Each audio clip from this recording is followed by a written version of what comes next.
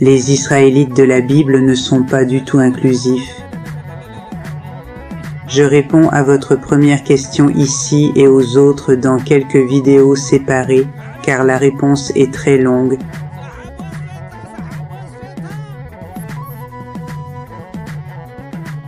J'espère que vous les écouterez attentivement, car je vais révéler un secret crucial sur l'identité des habitants modernes du Moyen-Orient, qui peut éclairer ce qui est vraiment arrivé aux anciens habitants de cette région.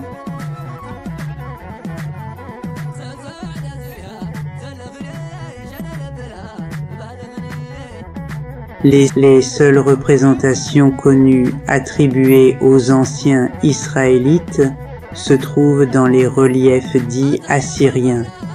Certains y sont dépeints comme éthiopiques, d'autres comme négroïdes, à l'instar des autres anciens sémites de l'Ouest.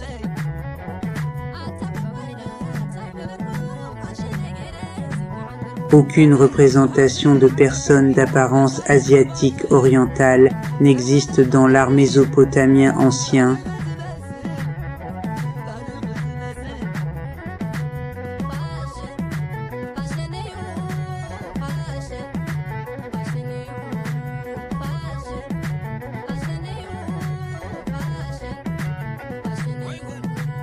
Il n'y a qu'une seule image d'un homme d'apparence asiatique de l'Est qui figure dans l'art ancien du Moyen-Orient, trouvé à Persépolis, supposé représenter un sabéen nomade d'Asie centrale. L'un des plus grands secrets concernant l'histoire de l'art va être révélé dans cet extrait, qui va nous plonger au centre de recherche et de restauration des musées de France situés au Louvre. Alors Le manuscrit du duc de Berry.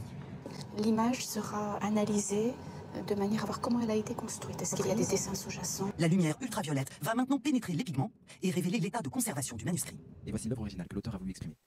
Nous allons la comparer avec l'élément fini restauré à droite. Et ce qui est stupéfiant, c'est de remarquer qu'une seule chose diffère entre ces deux images, c'est la couleur de peau des individus. Car en effet, la couleur du voile, des tenues, de la maçonnerie a été respectée. Mais la couleur de peau des individus, elle, figure bien distincte et différente de l'œuvre originale. Il y a là donc une volonté de cacher l'identité des personnages. Et disons-le, il n'est pas grotesque de songer qu'à l'issue d'une période coloniale, l'idée de pouvoir occulter et voiler l'image et la culture, si ce n'est l'histoire de tout un peuple, ne soit venue à la conscience des personnes qui portaient ces idéologies racialistes. Questionnons-nous à présent, en imaginant peut-être l'étendue de cette falsification. Je vous laisse donc sur ces quelques images qui, je pense, vous porteront à la réflexion.